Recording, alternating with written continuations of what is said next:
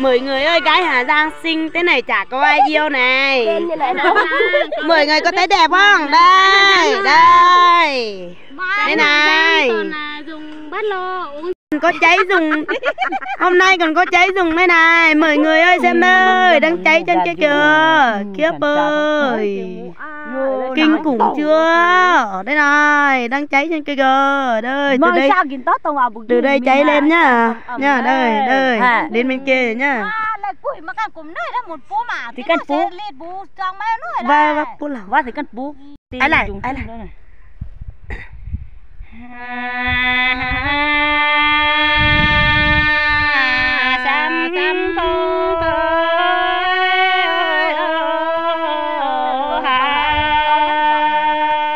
Đâu mình thập phận.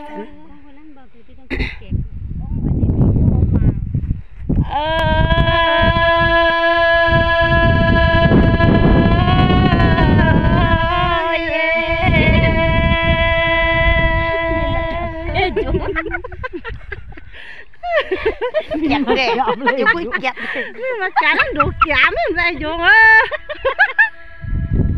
Ai thích à?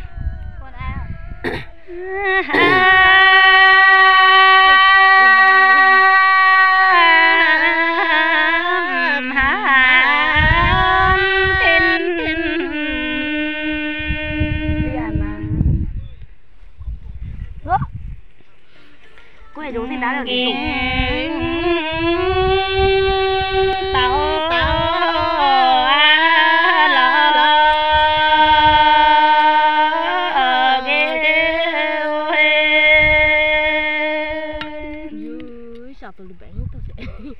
cô nhà nhắm với chân chủ là chơi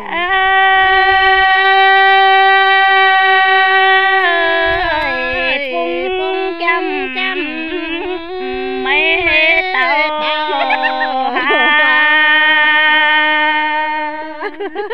quyết chặt đây thôi à. Con nhỏ cháu này bị dù này sẵn.